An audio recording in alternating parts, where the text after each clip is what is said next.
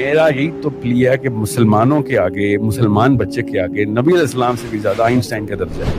یہ اصلی مسئلہ، اور ہم شیعہ سنی مسائل میں پھنسے ہوئے. بالکل آئنسٹائن بھی تو ایک فلسفی کی سائنس کی ہے نا. بالکل. تو سٹیم فیلڈز میں اگر قرآن پاک کے تھرو جسٹ لگائے گا نا بچہ، کہ میں نے قرآن سے، میں آپ کو اپنی مثال دیتا ہوں دور کیا. جب میں نے نا پہلی دفعہ حدیث پڑھی بخاری شریف کی، فرسٹ یا سیکنڈ چیپٹر کے اندر حدیث ہے کہ مرغے کو، پہلی حدیث ہے کہ دوسری حدیث ہے انما الاعمال بالنیات کے بعد تیسری چوتھی بچے نے بھی پڑھی ہوئی ہے کہ جب مرغے کو فرشتہ نظر آتا ہے نا تو وہ اذان دیتا ہے. مرغے کو فرشتے نظر آتے ہیں، اسی لیے وہ صبح جب بولتا ہے تو اللہ کے نبی صلی اللہ علیہ وسلم نے کہا یہ دعا پڑھو، اللہم انی اسألک من فضلک، کیونکہ فرشتے وہ دیکھ رہا ہے نازل ہوتے ہوئے، یا رحمت کے فرشتے ہیں ان کو دیکھ کر وہ بولتا ہے. وہ جب گدھے کو شیطان نظر آتا ہے تو وہ ہانکتا ہے، جو بھی کہتے ہیں اس کو اردو میں، he makes that sound. گدھا جب بولتا ہے تو لا حول ولا قوت الا باللہ پڑھنے کا کہا گیا ہے. شیطان میں بھی اسے نظر آتا ہے. اسی طرح جانور قبر کے عذاب کے حوالے سے بھی جو ہے نا نبی صلی اللہ علیہ وسلم نے فرمایا کہ چرند پرند ہر اللہ کی مخلوق سنتی ہے سوائے انسانوں کے. ظاہر ہے ان آوازوں کو، ان چیخوں کو. پھر سائنٹیفکلی بھی دیکھا جائے تو دیکھیں جانوروں کی سائٹ ہم سے بہت ڈیفرنٹ ہے. لیکن ہماری سینسز اور جانوروں یا پرندوں کی سینسز میں زمین آسمان کا فرق ہوتا ہے. It is very much possible کہ جو چیز ہمیں دور دور تک نہ دکھائی دے رہی ہو، ایک پرندہ یا ایک جانور اسے فوراً پہچان لے. میں آپ کو ایک مثال دیتا ہوں کہ جب ہم ڈر رہے ہوتے ہیں تو ہمارے پسینے سے ایک خاص قسم کی اوڈور نکلتی ہے کہ جو ٹرائی میتھلتھیازولین نامی ایک فیرامون کی اسمیل ہوتی ہے، اور ہمیں اسمیل کا نہیں پتہ چلتا، لیکن کتے اسے فوراً سے پہچان لیتے ہیں کہ فلاں شخص اس وقت ڈر رہا ہے. انفراریڈ کو ہم نہیں دیکھ سکتے، لیکن جانور جو ہے وہ، کچھ جانوروں میں انفراریڈ ریڈیشن کی پوری ٹیکنالوجی لگی ہے. مچھر، وہاں مچھر دیکھیں سخت اندھیرے میں بھی آ کے جو ہے وہ آپ کو کاٹ لے گا، کیونکہ آپ پچ ڈارکنیس میں بھی لیٹے ہوئے ہیں. تو مچھر کو انفراریڈ ریڈیشن کی وجہ سے، جو اس کی آنکھوں میں اللہ نے ٹیکنالوجی رکھی ہے، آپ کے جسم کے وہ گرم اعضاء نظر آ رہے ہوں گے جہاں خون زیادہ ہے. اچھا مچھر وہ اسے اورنج کلر میں نظر آ رہے ہوتے ہیں گھوپ اندھیرے میں، تو وہ ڈائریکٹ ادھر آ کے کاٹے گا. ٹھیک ہے، کیونکہ وہ خون جہاں زیادہ ہے وہ انفراریڈ ریڈیشن کی وجہ سے وہ گرم ہے وہ جگہ، سائنٹیفکلی اسپیکنگ. ٹھیک ہے، تو وہ ڈائریکٹ ادھر آگے کاٹے گا. تو اس لیے اللہ تعالیٰ نے ہر مخلوق کو ڈفرینٹ جو ہے وہ ایبیلٹیز دی ہوئی ہیں. تو ڈیفینیٹلی یہ بہت کچھ دے. اب کامن سینس تھی، ایک بچہ، میں ٹورنٹو میں بیٹھا ہوا سوچ رہا ہوں کہ اگر میں جو مرغے کی آنکھ کا جو پولر ڈسٹینس ہے نا، جو اس کا لینس کا پول ہے، وہ اگر میں شفٹ کروں انسان کی لینس میں تو مجھے بھی فرشتے نظر آ جائیں گے. مرغا کوئی مومنٹ تو نہیں جو برکت کی وجہ سے فرشتے دیکھتا ہے، ولی اللہ تو نہیں ہے. اس نے کوئی کیا کیا، اس نے کیا کیا. سو the technique is right there. آپ جس کو حدیث کا نہیں علم وہ کبھی بھی نہیں سوچے گا اس بارے میں. سائنس اور حدیث ہونا اکٹھا ضروری ہے اس موقع کے اوپر. میں ایگزامپل دے رہا ہوں خالی. 12ویں صدی کے ایک بہت بڑے مورخ یعنی ہسٹورین، محدث اور شافعی اسکول آف تھاٹ کے ایک بہت بڑے فقیہ اسکالر گزرے ہیں، ابو القاسم علی ابن عساکر، یا پھر سمپلی ابن عساکر. ابن عساکر کے متعلق کہتے ہیں کہ کوئی چیز ایسی نہیں تھی کہ جس نے کبھی علم سے ان کی توجہ ہٹا دی ہو، اور اسی لیے اللہ تعالیٰ نے انہیں ایسی ایسی کتابیں لکھنے کی توفیق دی تھی کہ آج ان کتابوں کی لکھائی پر یقین کرنا بھی بعض لوگوں کے لیے مشکل ہے کہ ایک شخص انہیں لکھ بھی نہیں سکتا. مثلاً ابن عساکر کی 34 کتابیں ایسی ہیں کہ جن کا ہمیں پتہ ہے کہ انہوں نے لکھی ہیں، لیکن ان 34 میں سے ایک کتاب ایسی ہے کہ جس کے لیے کہا جاتا ہے کہ اسے صرف ایک زندگی میں لکھنا ممکن ہی نہیں تھا، اور اس کتاب کا نام ہے تاریخ دمشق. 80 جلدوں یعنی کہ 80 والیومز میں لکھی ایک بہت بڑی کتاب کہ جس میں ابن عساکر نے ایسی ایسی نایاب انفارمیشن اکٹھی کی ہے کہ انسان حیران رہ جاتا ہے.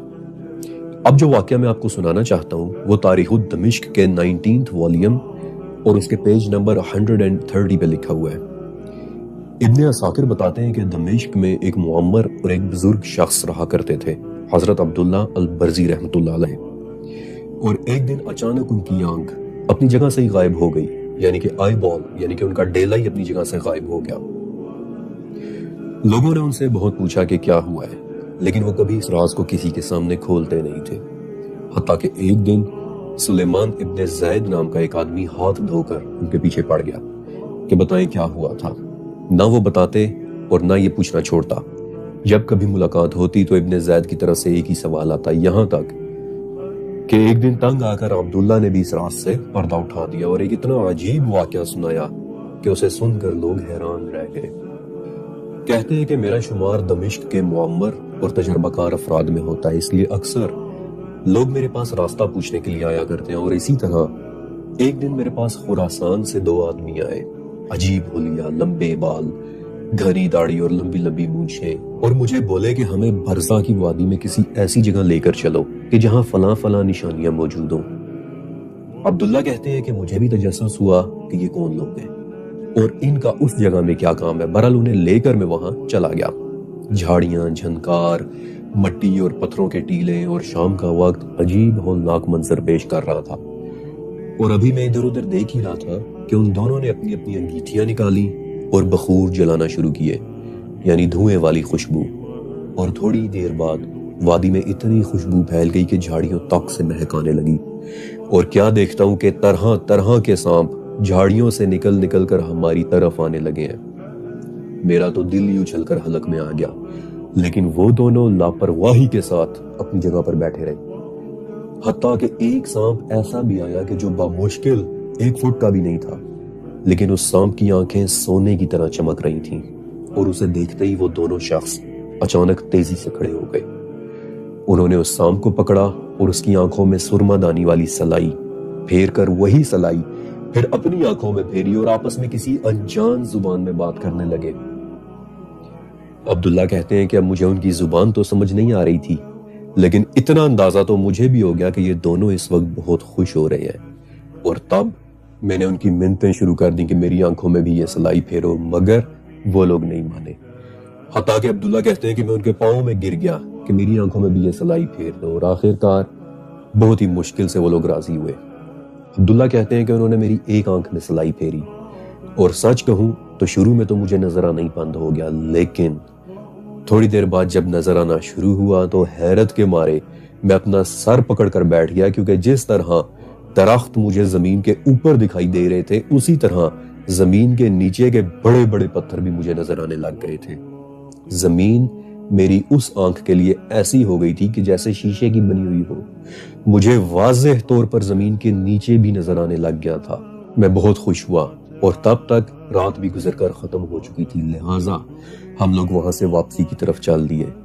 ابھی ہم لوگ شہر میں داخل بھی نہیں ہوئے تھے کہ اچانک ان میں سے ایک آدمی نے مجھے پیچھے سے پکڑ لیا، اور دوسرے نے میری سلائی والی آنکھ میں اتنی زور سے انگلیاں ماری کہ میرا ڈیلا میرے سامنے باہر نکل کر مٹی کے ڈھیر کے اوپر گر پڑا، اور میں زمین پر بیٹھ کر درد سے چلانے لگا، جبکہ وہ دونوں مجھے وہیں چھوڑ کر، اسی حالت میں چھوڑ کر شہر سے واپس چلے گئے. میں وہیں پڑا کراہتا رہا حتیٰ کہ میری آواز قریب سے گزرنے والے قافلے تک پہنچی، اور پھر انہوں نے سہارا دے کر مجھے شہر تک پہنچایا. اور یہ تھی داستان میرے آنکھ کے غائب ہو جانے کی. واو! یہ واقعہ تاریخ دمشق میں لکھا ہوا ہے، اور I am more than sure کہ اس وقت سانپوں کی 4000 سے زیادہ قسمیں ہیں. اور کیا پتا who knows کہ وہ کون سی قسم تھی کہ جس کی سونے کی طرح چمکتی ہوئی آنکھوں میں موجود کسی خاص قسم کے کیمیکل نے ان لوگوں کی آنکھوں کے ویژن کو ہی بدل کر رکھ دیا ہو. میں آپ کو اینیمل کنگڈم کے متعلق ایسے واقعات سنا سکتا ہوں کہ جو بڑی بڑی زبردست اور قدیم کتابوں میں لکھے ہوئے ہیں.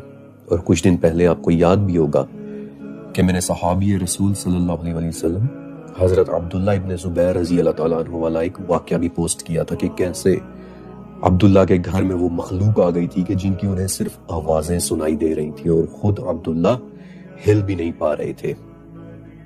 I wish کہ میں آپ کو تاریخ دمشق میں لکھے مزید واقعات بھی سناؤں، کیونکہ جہاں تک میرا خیال ہے تاریخ دمشق کو ابھی تک اردو میں ٹرانسلیٹ نہیں کیا گیا، اور یہ صرف عربی زبان میں ہی موجود ہے. Anyhow, the point is کہ اس کائنات میں اللہ تعالیٰ کی بنائی ہوئی طرح طرح کی مخلوقات موجود ہیں.